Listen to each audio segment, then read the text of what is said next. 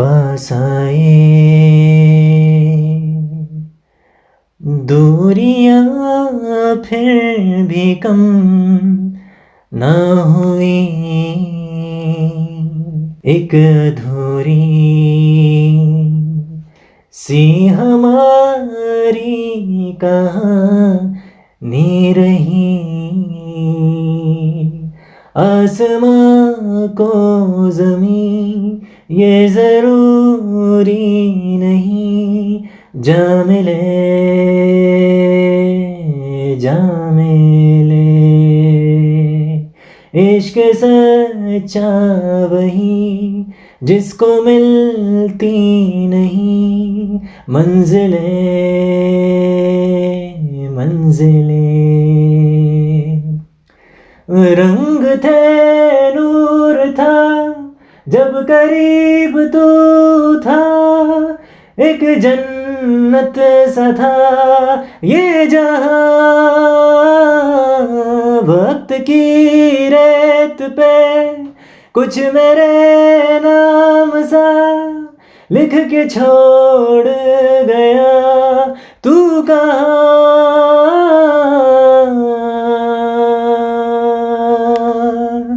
हमारी अधूरी कहानी, हमारी अधूरी कहानी। दोस्तों, मेहरबानों, कदरदानों, क्या हाल है? आज हम बात करने वाले हैं, बहुत ही बड़ी न्यूज़ है ये। और न्यूज़ ये है कि शाइक दोस्त जो है वो अबू मुस्लिम FC, जो कि फारा प्रोविंस का एक क्लब है अफ़गानिस्तान के अंदर, उसके लिए वो साइन कर रहे हैं।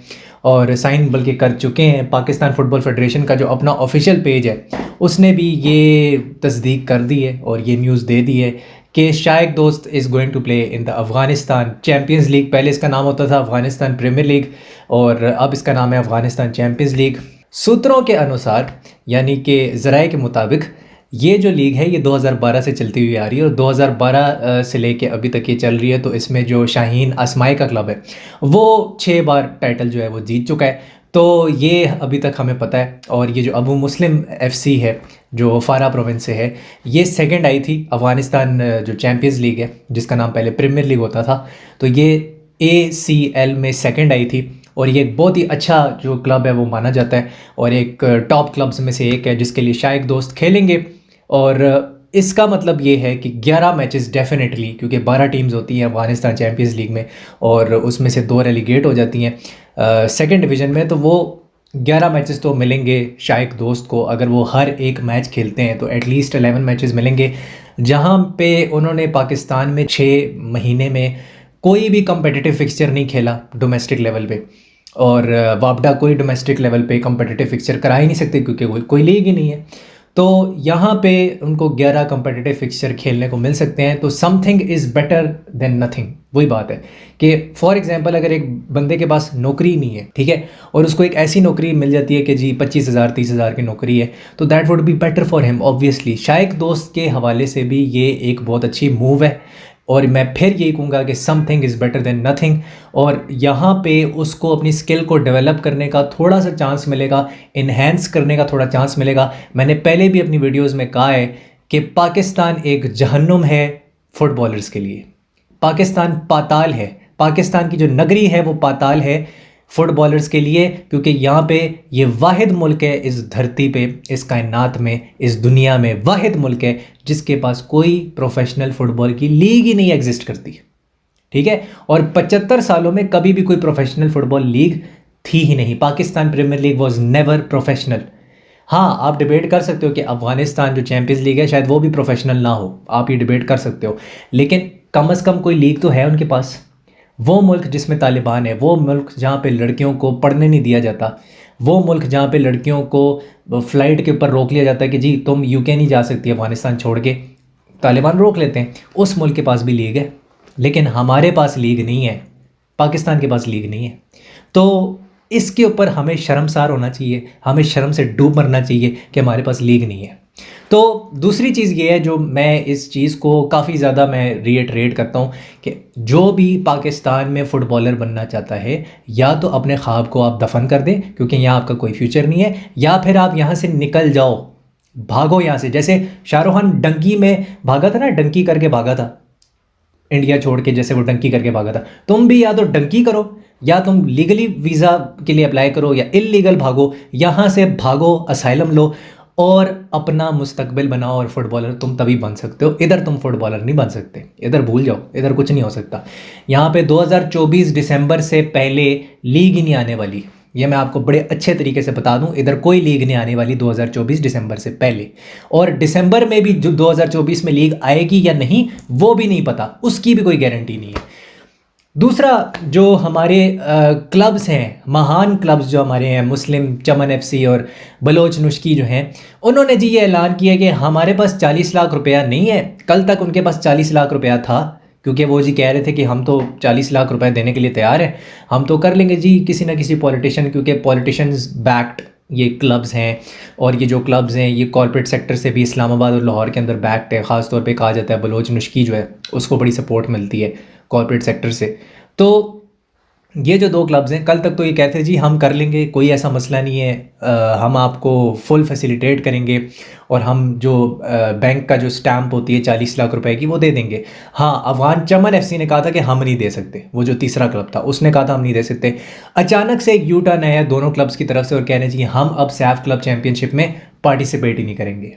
ठीक है, तो क्या इनको प्रेशराइज किया जा रहा है डिपार्टमेंट्स की तरफ से? क्या इनको डिपार्टमेंट्स जो कि हर शहर में इस वक्त प्रोटेस्ट करें, Karachi, Quetta, Lahore, what ever you want call it, वो तुले हुए हैं कि किसी तरह PFFNC जो है दफ़ा हो जाए हमेशा के लिए, वो ये चाहते हैं। और जो पाकिस्तान प्रीमियर लीग है उसमें डिपार्टमेंट्स की वापसी हो, वो चाहते हैं पाकिस्तान प्रीमियर लीग सिर्फ इसलिए बहाल हो ताकि डिपार्टमेंट्स वापस आ जाएं। तो ये जो घटिया नामाकूल डिपार्टमेंट्स हैं ये तुले हुए हैं प्रेशराइज करने के ऊपर, and I am damn sure कि इन्होंने कहीं ना कहीं क्लब्स को भी प्रेशराइज किया होगा, क्योंकि कल तक ये क्लब्स तैयार थे सैफ क्लब चैम्पियनशिप में जाने के लिए, मुस्लिम चमन एफसी भी और बलोच नुश्की भी। अचानक से ये यू टर्न कैसे आया, मुझे कोई ये समझा दे, ये अचानक से यू टर्न आया कैसे?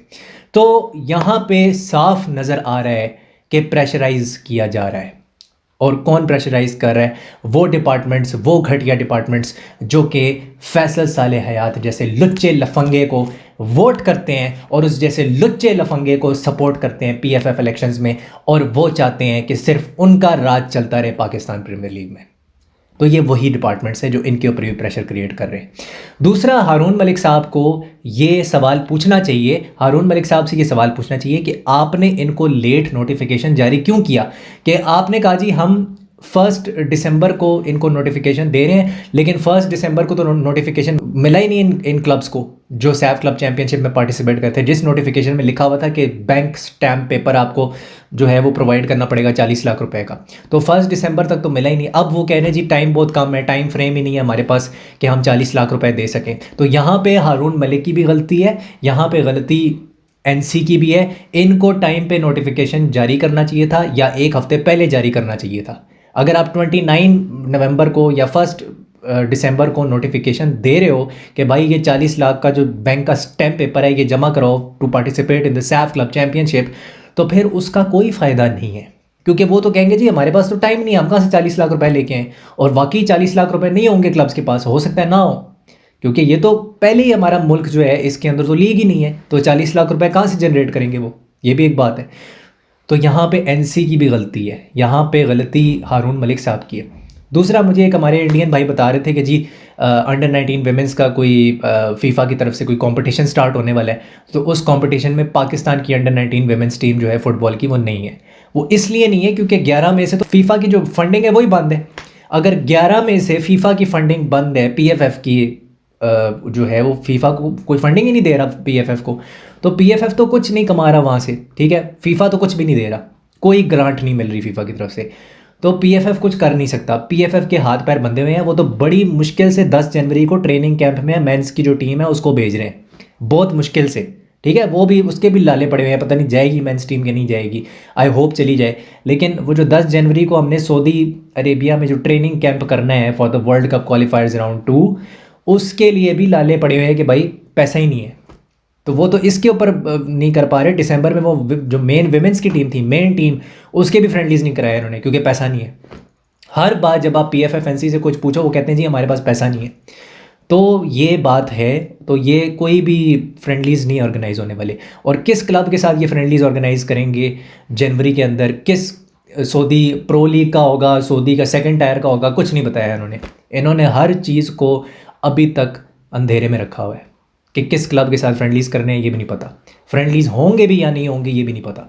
तो ये अभी तक की न्यूज़ है। दूसरा एक और ख़बर ये आई है कि जनवरी में फीफा और AFC जो डेलीगेशन है वो मीटिंग करना चाहता है हारून मलिक साहब से, और NC से मीटिंग करना चाहता है, और ये मीटिंग होना बहुत ज़रूरी है। और 15 मार्च 2024 तक कह रहे हैं कि जी पाकिस्तान फ़ुटबॉल की जो रेफरीज एसोसिएशन है उसकी जो इलेक्शंस हैं कंप्लीट हो जाएंगे, और कुछ हद तक डिस्ट्रिक्ट फ़ुटबॉल चैम्पियनशिप जो है वो भी हो जाएगी कंप्लीट। अभी तक कह रहे हैं कि 78 डिस्ट्रिक्ट्स में हो गई है जो डिस्ट्रिक्ट फ़ुटबॉल जो वो है इलेक्शंस है, डिस्ट्रिक्ट फ़ुटबॉल के जो इलेक्शंस है DFA के एसोसिएशंस के, वो 78 में अभी तक डिस्ट्रिक्ट्स में हो चुके हैं। आगे अब देखना है कि क्या होता है। तो अभी तक ये न्यूज़ आई है, और सबसे बड़ी ख़बर यही है कि भाई शाइक दोस्त जो है वो जा रहा है अफ़गानिस्तान प्रीमियर लीग या अफ़गानिस्तान चैम्पियंस लीग ये कह लो। दूसरी दो अच्छी खबर ये आई थी कि रईस नबी जो है वो इस वक्त धूम मचा रहा है, और रईस नबी जो है वो सिप्रस की सेकंड डिवीज़न में खेलता है, और उसने 2 या 3 गोल अभी किए हैं इस सीज़न में, जब से उसने सिप्रस की सेकंड डिवीज़न में कदम रखा है, जब से उसने ये सिप्रस का क्लब ज्वाइन किया। उसकी फॉर्म बिल्कुल रिवैम्प हो चुकी है, वो बिल्कुल ट्रांसफॉर्म हो चुका है, और वो बिल्कुल एक डिफरेंट प्लेयर बन चुका है। इससे पहले जब उसके पास क्लब नहीं था तो आप देखोगे कि उसके गेम में कितनी ज़्यादा वीकनेसेस नज़र आ रही थी और कमज़ोरी थी, क्योंकि वो लैक लस्टर और रस्टी लग रहा था।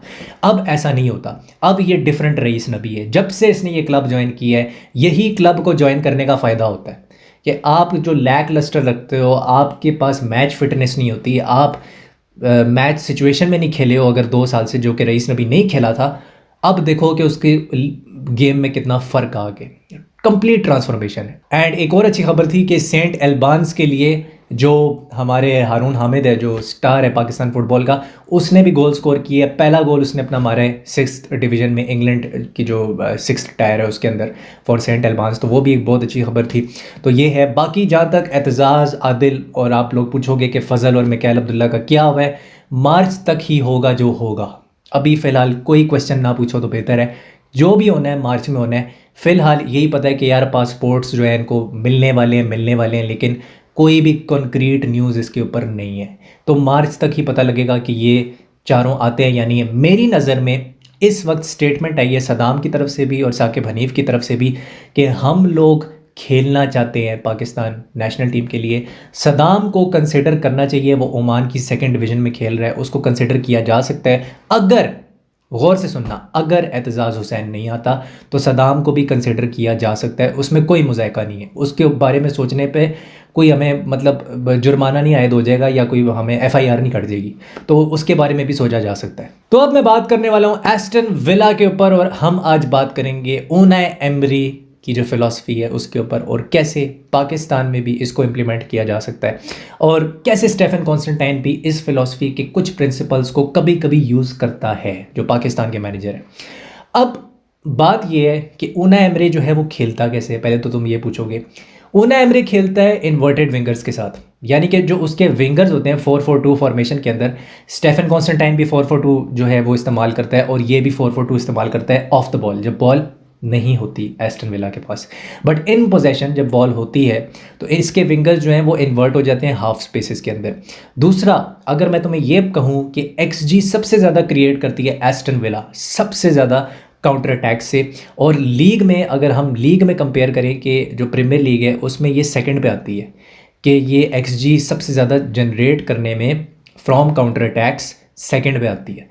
तो ये है, एस्टन विला के पास 3-4 तरीके हैं। ये लॉन्ग बॉल भी खेल सकते हैं, ये बिल्डअप भी कर सकते हैं पीछे से, और ये हाई प्रेस भी कर सकते हैं, और ये लो ब्लॉक में भी खेल सकते हैं। हर किस्म का तरीका है, डिफरेंट तरीके हैं जीतने के डिफरेंट ज़राए हैं।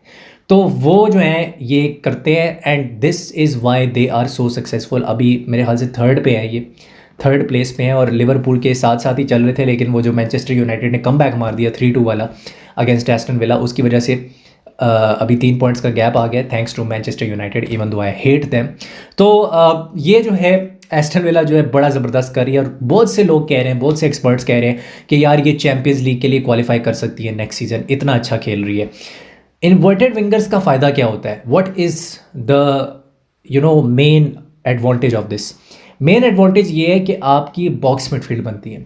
हम हर जगह इस वक्त देख रहे हैं कि प्रीमियर लीग में तो हम देख ही रहे हैं कि यार आर्सेनल, मैनचेस्टर सिटी, लिवरपूल, ये सारे बॉक्स मिडफील्ड यूज़ कर रहे हैं। टू सम एक्सटेंट आप कह सकते हो स्पर्स भी करती है, to some extent La Liga में रियल मैड्रिड करती है, बार्सिलोना तो करती है, वो तो हम जानते हैं, they are the main proponents of it. तो इस तरह की टीम्स कर रही हैं, बायर्न म्यूनिख भी करती है to some extent box midfield, Brighton करती है, we have seen Brighton do that. लेकिन फ़र्क क्या है ब्राइटन और एस्टन विला में और आर्सेनल में? इन तीनों में क्या फ़र्क है? फ़र्क इतना सा है कि जब आर्सेनल बॉक्स मिडफील्ड बनाती है तो वो 3-4-3 के साथ खेलती है, 3-3 के साथ, 3-3। उसमें ये होता है कि उनके पास एक एडिशनल स्ट्राइकर होता है, जबकि ब्राइटन के पास वो एडिशनल स्ट्राइकर नहीं होता, क्योंकि वो क्या खेलते हैं 4-2-4 या 2-4-4। ठीक है, तो 4-2-4 में डबल पिवट होता है और आगे 4 अटैकर होते हैं और 2 स्ट्राइकर जो है वो आप पीछे ड्रॉप कर रहे होते हैं, 2 स्ट्राइकर। उसमें उनके पास एडिशनल स्ट्राइकर नहीं होता। लेकिन एस्टन विला के सिस्टम में ये एक थोड़ा सा डिफरेंस है कि उनके पास जो स्ट्राइकर है वो तो होता ही होता है, लेकिन उनके 2 बॉक्सेस बन रहे होते हैं। It's not just one box, box midfield तो होती है, आगे जो 2 स्ट्राइकर हैं वो एक और बॉक्स बना रहे होते हैं। तो उससे क्या होता है, सेंट्रल जोन में न्यूमेरिकल सुपीरियॉरिटी मिलती है और एडवांटेज मिलता है। और जब एडवांटेज मिलता है और न्यूमेरिकल सुपीरियॉरिटी मिलती है तो इसका क्या मतलब है कि एस्टन विला कहाँ से बिल्डअप कर रही है? सेंट्रल जोन से बिल्डअप कर रही है। 31% of the times they build from the central zones, जो कि फर्स्ट है प्रीमियर लीग में। सबसे ज़्यादा सेंट्रल जोन से कौन अटैक बनाता है? Aston villa. और उनका अगर तुम फुल बैक्स देखो, सिर्फ वो वाइट स्पेसेस में तुम्हें नज़र आएंगे, खाली वो नज़र आएंगे। हाँ, समटाइम्स ऐसे होता है कि जब एस्टन विला के पास ज़्यादा पोजेशन होता है और वो ज़्यादा पोजेशन को कंट्रोल कर पा रहे होते हैं, क्योंकि सेंट्रल जोन्स में उनको कंट्रोल मिलता है, उनको हमेशा कंट्रोल मिलता है। तो जब वो कंट्रोल कर पा रहे होते हैं गेम को, तो वो ये करते हैं कि वो 3-2-5 खिलाते हैं, जो कि अक्सर लिवरपूल भी करती है, अक्सर आर्सेनल भी करती है और अक्सर सिटी भी करती है। तो ये 3-2-5 की शेप बन जाती है और फ्रंट 5 का एक अटैक बनता है, जैसे बार्सिलोना में भी बनता है। एक फ्रंट 5 आपको नजर आएगा और आपको हमेशा 4 से 5 बंदे बॉक्स के अंदर मंडराते हुए नजर आएंगे एस्टन विला के, क्योंकि वो पेनिट्रेशन में बिलीव रखते हैं, दे बिलीव इन पेनिट्रेशन। और दूसरा, वो हाई प्रेस में बिलीव नहीं रखते, वो काउंटर अटैक्स में ज़्यादा बिलीव रखते हैं। But they can do both things, build up and counter attack, they can do anything. तो ये जो अडेप्टेबिलिटी है ना मॉडर्न फुटबॉल में, ये बहुत ज़्यादा इंपॉर्टेंट होती है और ये ऊनाई एमरे हमें सिखाता है। पाकिस्तानियों को भी यही सिखाता है ऊनाई एमरे कि भाई अडेप्टेबल हो जाओ। अगर तुम्हारे पास पोजेशन बेस्ड फुटबॉल खेलने वाले प्लेयर्स नहीं है तो डिफरेंट सिचुएशन में डिफरेंट तरीके से बिहेव करो, ये वो सिखाता है। ये वो एक पाकिस्तानी फुटबॉल मैनेजर को सिखा सकता है। ये हम सीख सकते हैं from Aston Villa and Unai Emery's Aston Villa specially. अब एस्टन विला ये करती है कि अक्सर ये होता है कि यूरी टेलेमेंस हो गया या उसके साथ जॉन मैगिन होता है। अब जॉन मैगिन ने 43 प्रोग्रेसिव पासेस किए हैं वर्टिकल, सबसे ज़्यादा हैं for Aston villa, 43 progressive passes. पीछे डेंटोंकर होता है और लुइस, वो डगलस लुइस होता है। तो ये इनका एक बॉक्स मिडफील्ड बनती है। अक्सर लियोन बेली को इंस्ट्रक्ट किया जाता है कि भाई आपने हाफ स्पेस में रहना है और आपने एज अ सेकंड स्ट्राइकर खेलना है बिहाइंड ओली वॉटकिंस। तो वो करने की कोशिश करता है। मींस के सेंट्रल जोन भरा हुआ है, वर्टिकल सेंट्रल जोन भरा हुआ है और वाइट स्पेसेस में सिर्फ 2 बंदे हैं। बट जब बॉल उनके पास आती है तो क्या हो जाता है, कहानी चेंज हो जाती है, सब कुछ चेंज हो जाता है, 3-2-5 हो जाता है। तो 3-2-5 में एक आपको बैलेंस मिलता है कि आप काउंटर अटैक पे उतना ससेप्टेबल नहीं होते, क्योंकि पीछे 3 सेंटर बैक्स हैं और डबल पिवट भी ऑपरेट कर रहे हैं, और ये हमने टॉप टीम्स को भी करते हुए देखा है। तो वही चीज़ ऊनाई एमरे भी अपनी टीम के अंदर इंप्लीमेंट करा है कि जब पोजेशन में आओ और जब फाइनल थर्ड में घुस जाओ, तो फाइनल थर्ड में घुसने के बाद तुमने क्या करना है, मेंटेन करनी है शेप 3-2-5 की। तो उस वजह से वो अब सक्सेसफुल हो रहे हैं। और उसमें मोस्टली मैं देखता हूँ कि टीलीमेंस या मैगिन जो होता है वो होते हैं, और विंगर्स जो विंग्स पे जो इस प्ले को स्ट्रेच कर रहे होते हैं और एक हॉरिजॉन्टल विड्थ प्रोवाइड कर रहे होते हैं, वो लूकस डीनिया होता है और लियोन बेली होता है मोस्ट ऑफ द टाइम, या डियाबी होता है। तो वो उस तरह से वो बिल्डअप अप करने की कोशिश कर रहे हैं। एस्टन विला को अगर देखो तो हाई प्रेसिंग अगर नंबर्स देख लो, बिल्डअप डिसरप्शन प्ले जो कि बीडीपी है, सामने वाली टीम को का जो बिल्डअप है वो किस तरह रोका जाए, उसमें क्या उनके नंबर्स अच्छे हैं? नहीं, उनके नंबर्स इतने अच्छे नहीं हैं क्योंकि वो हाई प्रेस इतनी नहीं करते, हर मैच में वो हाई प्रेस नहीं कर रहे हो, तो इतने कोई ख़ास उनके नंबर्स नहीं है। बीडीपी में उनका जो नंबर आता है प्रीमियर लीग के अंदर 20 टीमों में से 18वें नंबर पे, कोई ख़ास इतना नहीं है। और जो पीपीडी ये है कि आप कितने पासेस के बाद एक ऑपोजिशन से बॉल छीन लेते हो, कितने पासेस लगते हैं आपको कि आप सामने वाली टीम से बॉल है वो छीन लेते हो, वो होता है पीपीडीए, पासेस पर डिफेंसिव एक्शन। उसमें भी वो टॉप 10 में नहीं आते प्रीमियर लीग में, ठीक है। लेकिन काउंटर अटैक में वो प्रीमियर लीग में सेकंड पे आते हैं कि जिससे वो एक्सपेक्टेड गोल्स रेशो को बनाते हैं। तो they are not a high pressing side, they can go in a low block, 4-4-2 के अंदर लो ब्लॉक में वो डिफेंडिंग करते हैं। लेकिन यहाँ पे एक छोटा सा एक कैच है, वो ये है कि वो हाई लाइन खेलते हैं even in a low block, क्योंकि वो क्या करते हैं, वर्टिकल स्पेस को स्क्वीज़ करने की कोशिश करते हैं between the defensive line, midfield line and the attack line, जो कि अटैक लाइन 2 बंदों की होती है और मिडफील्ड लाइन 4 बंदों की है 4-4-2 में। उसमें जो वर्टिकल कॉम्पैक्टनेस है उसको स्क्वीज़ करना है, मेन मुद्दा ये है। इसलिए हाई लाइन है, लेकिन at the same time it's a low block, they are operating in a low block with a high line. तो ये चीज़ जो है ये ऊनाई एमरे करने की कोशिश करता है। ऊनाई एमरे हमें सिखाता है कि किस तरह डिफरेंट टीमों के ख़िलाफ़ आप डिफरेंट तरीके से खेल सकते हो, किस तरह डिफरेंट टीम्स जो ऑपोजिशन है वो जिस तरह से आपके ऊपर प्रेस कर रही है उसके ख़िलाफ़ आप डिफरेंट तरीके से खेल सकते हो। होता ये है कि हमेशा, क्योंकि वो सेंट्रल चैनल को ब्लॉक कर देते हैं, सेंट्रल चैनल को क्लॉग कर देते हैं, ठीक है, वो ब्लॉक कर दिया उन्होंने, सारे पासिंग लेन ब्लॉक कर दिया एस्टन विला ने। तो वो ऑपोजिशन को फोर्स करते हैं कि वो कहाँ जाए, वाइड जाए और लेफ्ट बैक या राइट बैक को पास देने की कोशिश करे, जो ऑपोजिशन की जो टीम है वहाँ पे वो प्रेस करते हैं 2-3 बंदों के साथ, और उसके बाद वो ऑपोजिशन को मजबूर करते हैं कि वो लॉन्ग बॉल पे चली जाए। और जैसे ही लॉन्ग बॉल पे जाते हैं, सेकंड बॉल जीतती है एस्टन विला और पोजीशन वापस एस्टन विला के पास होती है। तो ये इस तरह से बॉल रिटेंशन रखते हैं और बॉल को जीतने की कोशिश करते हैं, ये तरीका है सेंट्रल चैनल्स को ब्लॉक करके।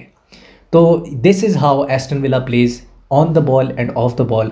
आई होप आपको ऊनाई एमरी की ये जो फ़िलॉसफी है ये थोड़ी सी समझ आई होगी। इसमें काफ़ी जो प्रिंसिपल्स हैं वो कैटेनाचियो के प्रिंसिपल्स भी आपको नज़र आएंगे, और इसमें आपको काफ़ी जो प्रिंसिपल्स हैं वो समटाइम्स अरिगो साची के भी प्रिंसिपल्स होते हैं, क्योंकि ये हाई प्रेस करते हैं इन सर्टन गेम्स, क्योंकि हर, जैसे कि मैंने कहा, हर ऑपोजिशन के ख़िलाफ़ डिफरेंट तरीके से ये खेलते हैं। तो ये चीज़ है, this is how they are operating and they are also using the principles of Johan Cruyff philosophy, वो तो हर जगह नज़र आते हैं। तो I will see you soon in the next video. अगर आपको वीडियो पसंद आई है तो लाइक कीजिएगा, शेयर कीजिएगा, सब्सक्राइब कीजिएगा। हस्तला विस्ता।